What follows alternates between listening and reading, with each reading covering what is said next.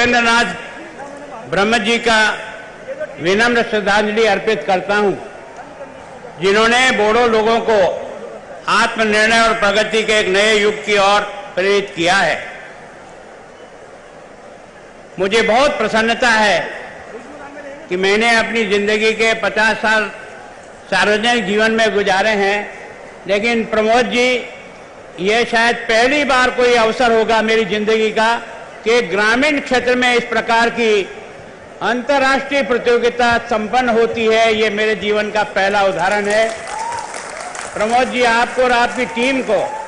बहुत बहुत धन्यवाद देता हूं। सबकी तरफ से मैं स्वागत करता हूं, सारी देश की तरफ से स्वागत करता हूं कि आपने एक इतिहास रचा है,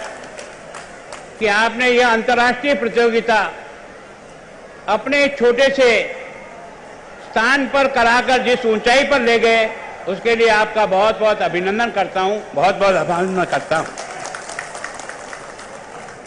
इसके लिए मैं खो खो के जो हमारे भारत के सुधांशु जी, आपका भी बहुत बहुत स्वागत करता हूं कि आपने ये प्रतियोगिता हमारे यहां करने के लिए दी थी। इसके लिए आपका अभिनंदन करता हूं।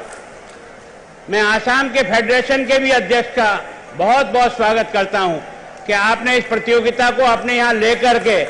इस ग्रामीण क्षेत्र में जिस प्रकार की ऊंचाई देने का प्रयास किया, सच में मैं आपका बहुत बहुत अभिनंदन करता हूं। अभिनंदन करता हूं यहां के सब भाइयों और बहनों का कि वास्तव में ये प्रतियोगिता नहीं हुई है, आपने पधार करके इन खिलाड़ियों का जो साहस और हौसला बढ़ाया है, जो आपने प्यार दिया है, जो इनको सम्मान दिया है, और जिस तरीके से आपकी यह उपस्थिति रही, वास्तव में इस प्रतियोगिता के आने वाले सब खिलाड़ियों को जिस प्रकार का मान और सम्मान दिया, इसके लिए भी पूरे क्षेत्र का, विशेष करके बोडो के इस टेरिटोरियल काउंसिल के सब लोगों का भी धन्यवाद करता हूं कि उन्होंने सहभागिता निभाई और इस प्रतियोगिता को इस ऊंचाई पर ले जाने का प्रयत्न किया। सच में ये देश के प्रधानमंत्री जी का और आप सब जनता का निरंतर प्रयास था, जिसके कारण से 2020 में जिस शांति और अमन चैन को स्थापित करने का काम किया, उसके लिए क्षेत्र की जनता का भी धन्यवाद करता हूं। देश के प्रधानमंत्री जी का और अमित शाह जी को भी धन्यवाद देता हूं कि आपने इस मुख्य धारा के साथ जोड़ करके जिस प्रकार से क्षेत्र को उठाने का प्रयास किया है, मैं आप सबका भी बहुत बहुत अभिनंदन करता हूं।